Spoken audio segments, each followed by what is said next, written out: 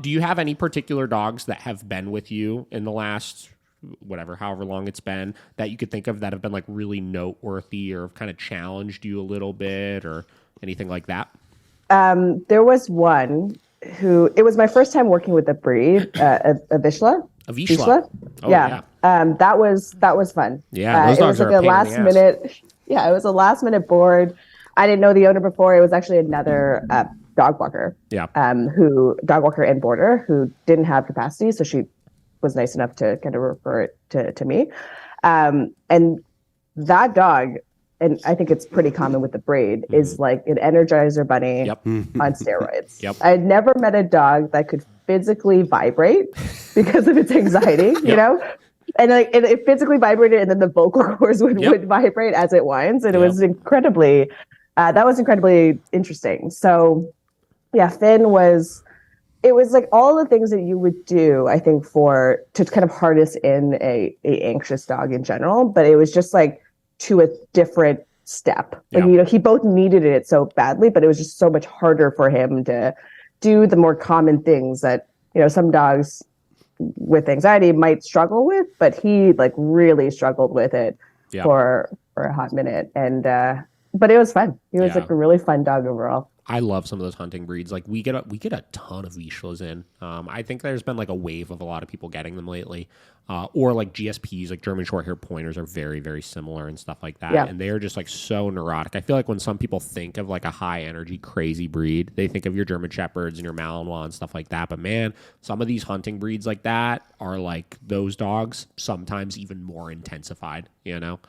Yeah. And yeah, it's funny, like the vibrating, like Vinny, my Malinois, is that way. Like there's times if I put him in a downstay, like around something he really wants to get to, his entire body is like shaking so intensely. It's like, I remember one time I took him to a seminar.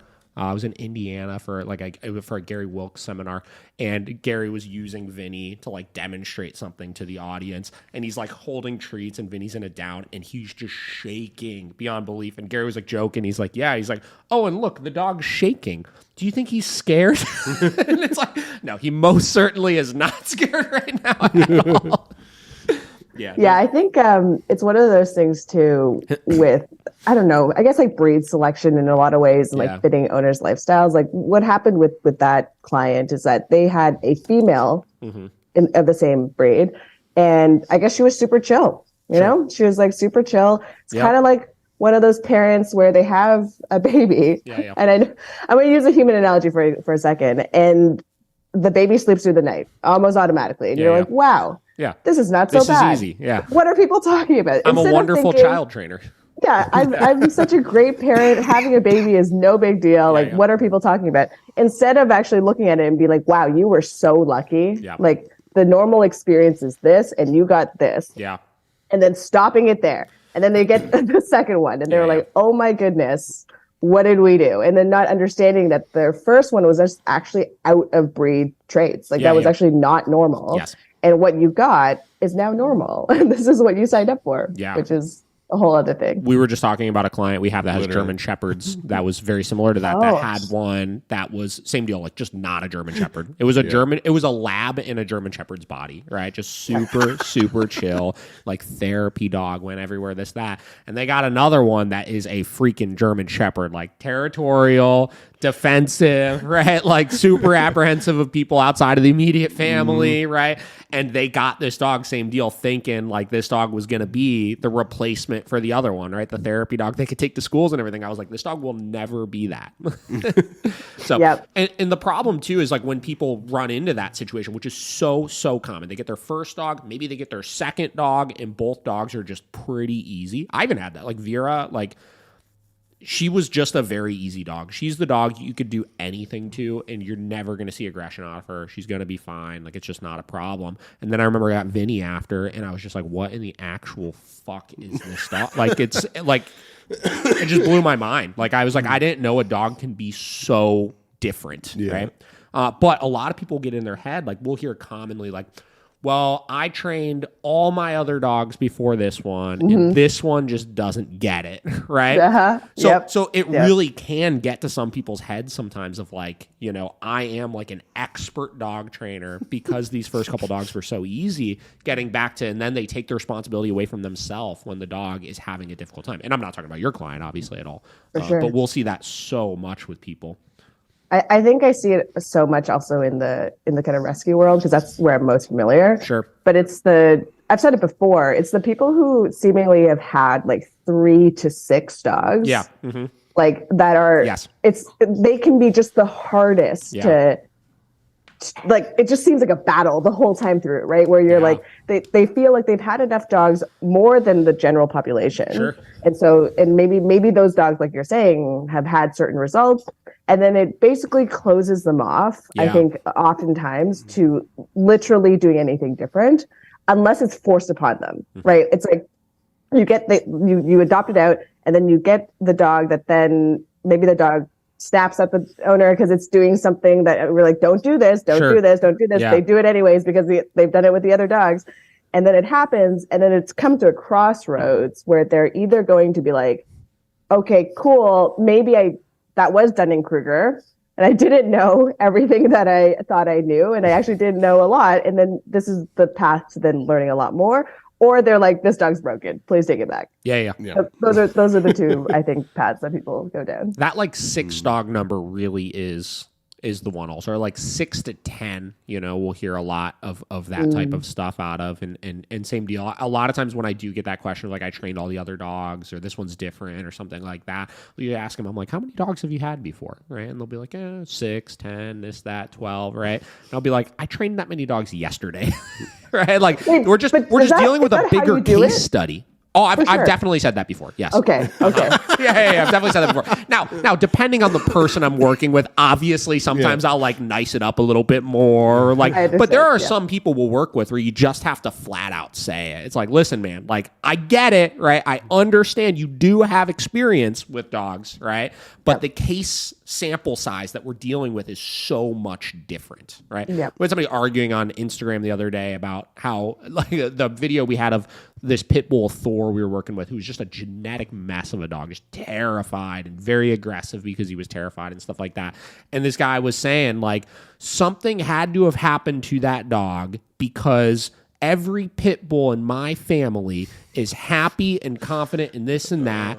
And his family had collectively had like 10 pit bulls or something like that. Right. And I was just like, the sample size is just different. Like, I understand that's the case in yours, but we've dealt with thousands of them at this point, right? Not tens of them, but we dealt with a very, very large sample size of them. And it's no different than with people. I was explaining, I was like, you know, like you could have the kid, right, that is just really easy, or you could have the one that is just constantly questioning everything and very anxious all the time and super OCD and all that kind of stuff, right? They can just be so unbelievably different. It's insane. Yeah, and the genetic component, I think, is one of those things that is sometimes, like, I use analogies all the time when communicating with people, because I think it's helpful. A lot of sports analogies in one case, but a lot of, like, you know, human analogies, if it makes sense and can kind of deliver the point across. Because if anyone has ever been a parent or has, like, had little ones sort of in their life, they can, I think, get the fact that personality has a genetic component. Yes. Like, I have nieces and nephews, and you're like, listen, there's just no way that any of the difference between these two has more to do with nurture than it does nature, right? Because, like, you know, parents are like, I have no idea where they learned that from, and it's like, it's because it's not learned. I think oftentimes, and to translate that to dogs, it's like there's a genetic component, right, to these personality traits. And sometimes it's not about training. It's just if they have it or they don't. Like Dakota, my husky foster right now, she's a husky that doesn't howl or scream, no matter how many times I've tried and how many fire trucks we've walked by. And like, because I'm like, I finally will get a dog that howls, because I try every time and it never happens. And she doesn't howl. And her temperament is super soft, and, you know, she loves people and dogs, and all of that has nothing to do with anything that I've done with her. It's literally just how she's baked and how she was baked. For sure. The nurture nature conversation is so interesting, right? Because, like, again, I'm a pretty firm believer that a lot of more serious behavioral issues you'll experience with dogs are due to genetics. But then everybody gives me the pushback of like, oh, well, they still had to have learned, right? Like, so genetics don't make a dog bite people, or genetics don't make a dog do this, or genetics don't make a dog do that, which I then kind of backpedal a little bit. I'm like, I agree with you, right? The genetics didn't make the dog do that, right? But the genetics predisposed the dog to being much more susceptible to things that might happen to them or not happen to them that will cause them to do that then, right? So the behavior is still learned behavior ultimately, right? If a dog bites people out of genetic, really intense fear, for example, right? The fear did not make the dog bite the person, but because they were so scared,